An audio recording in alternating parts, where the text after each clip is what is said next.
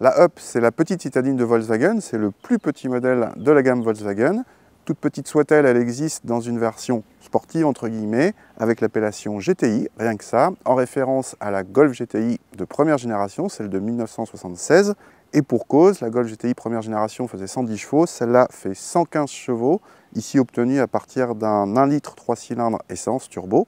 Le petit clin d'œil, c'est que justement, au niveau des performances, cette Up GTI est annoncée plus rapide que la Golf GTI de première génération.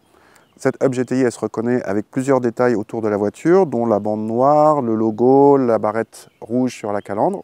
Ses concurrentes les plus directes, c'est la Twingo GT et la Smart 44 Brabus, qui utilisent un 3 cylindres également essence de 110 chevaux. Mais contrairement à ces deux concurrentes qui ne sont disponibles qu'en 5 portes, celle-là existe en 3 ou 5 portes.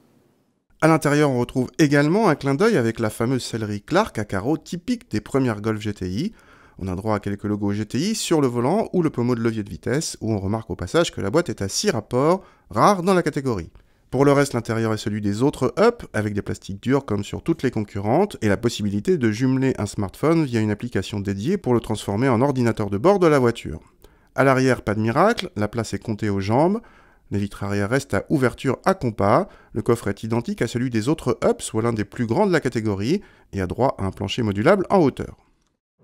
Qui dit petite sportive, dit performance. Alors bonne nouvelle sur ce plan-là, cette Up GTI passe bel et bien sous les 10 secondes au 0 à 100. En fait, elle met une bonne seconde à la Twingo GT. Elle est plus performante tout simplement, aussi bien en accélération qu'en reprise. Il faut dire qu'il y a beaucoup plus de couple, puisque les Twingo GT ou 44 Brabus culminent à 170 Nm de couple, alors que là on est à 200 Nm de couple, et ça se sent à peu près partout, que ce soit en ville, sur route, sur autoroute. En plus, les rapports de boîte, pour une fois, ne sont pas trop allongés. Autre point qui va presque à l'encontre de la logique, puisque les Twingo GT ou 44 Brabus sont des propulsions.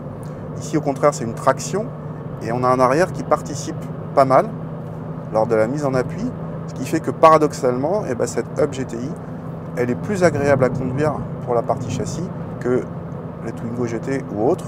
C'est un peu le monde à l'envers. Le revers de la médaille, c'est que en termes de confort, cette voiture elle est ferme, en ville, même sur route.